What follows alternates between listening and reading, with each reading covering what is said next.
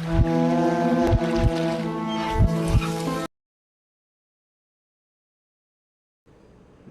To திவாடெக் Tamil.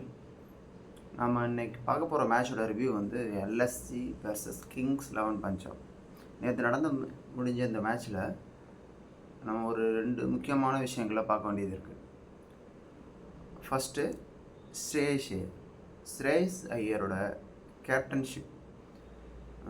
ஸ்ரேயஸோட கேப்டன்ஷிப்புன்னு பார்த்தீங்கன்னா அவர் டெல்லிக்கு captain பண்ணியிருக்காரு, இப்போது ஆல்ரெடி கொல்கத்தாவுக்கு கேப்டன் பண்ணியிருக்காரு, இப்போ கிங்ஸ் 11 பஞ்சாப் கேப்டன் பண்ணுறாரு. டெல்லி 2021 ஃபைனல் வரை கொண்டு போனார். கொல்கத்தாவை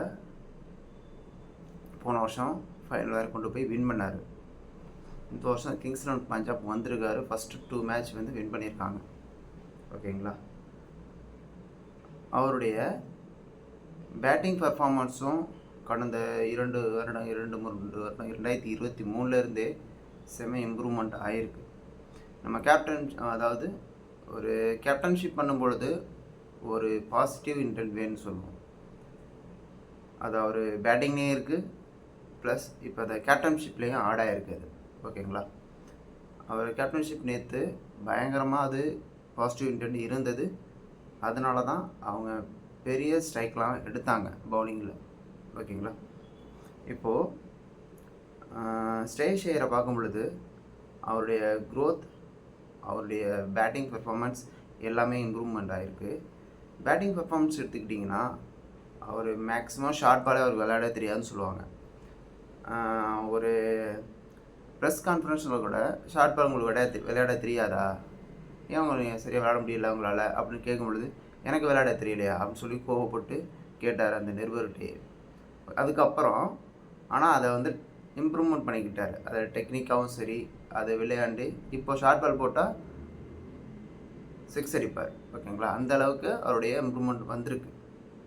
ஒரு விஷயம் இருக்குது நம்மள்கிட்ட, அதை வந்து கற்றுக்கிட்டு மூவ் ஆன் ஆகிருக்காரு. சரிங்களா? அதே மாதிரி தான் கேப்டன்ஷிப்லேயும் ஒரு பாசிட்டிவாக நேற்று கூட பூரனுக்கு வந்து ஃபஸ்ட் ஓவர் போடாமல் ஒரு 15 ரன் அடித்தார். திரும்பவும் அதே பூரனுக்கு திரும்பவும் ஜகாலே ஓவர் போட விட்டார். ஃபஸ்ட் ஓவர் 15 ரன் அடித்தார், அவர் ஸ்டாப் பண்ணலை. அவரை நீ திரும்பவும் போடு, கண்டிப்பாக விக்கெட்டு எடுக்கலாம்னு சொல்லிட்டு 5 பால் திரும்பவும் அந்த ஒரே ரன் போணுச்சு. லாஸ்ட் பால் விக்கெட் எடுத்தார். ஓகேங்களா? இதுதான் பாசிட்டிவ் இன்டென்ட். ஒரு கேப்டன்ஷிப்பில் இதுதான் முக்கியமாக இருக்க வேண்டிய அம்சம். இதை வந்து கரெக்டாக ஸ்ரேயஸ் ஐயர் பக்காவே செஞ்சாருன்னு தான் சொல்ல முடியும்.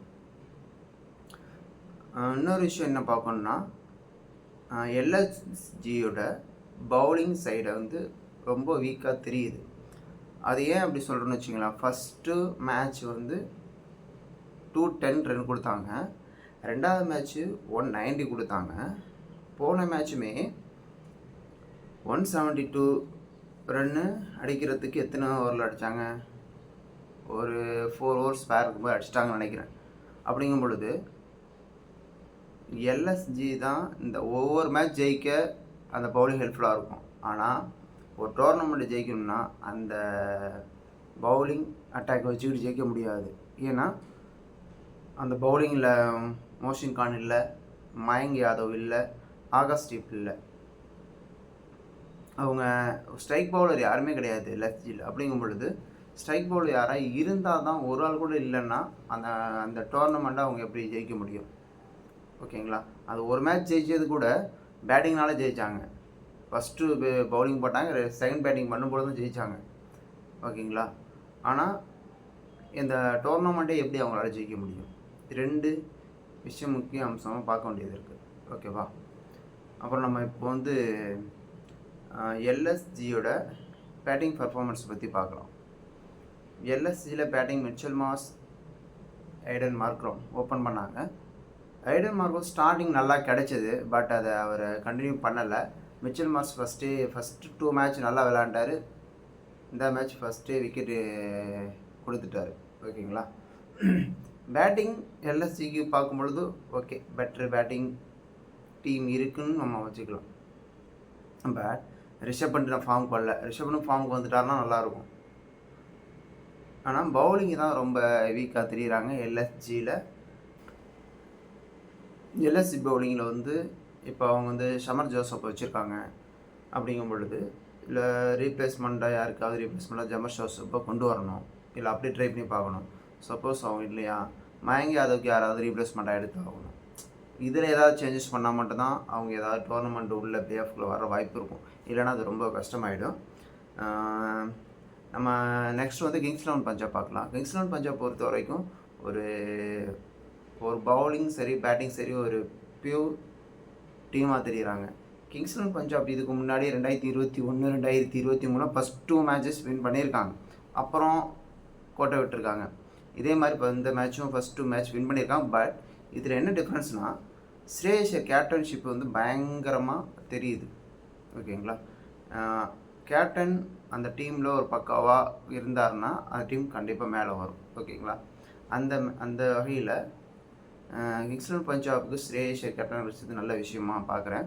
அப்படிங்கும் பொழுது அவரோட பேட்டிங், அந்த மேட்சோட அந்த டீமோட பேட்டிங், ரெண்டாவது பவுலிங், அவர் யூஸ் பண்ணுற விதம் எல்லாமே பக்காவாக இருக்குது.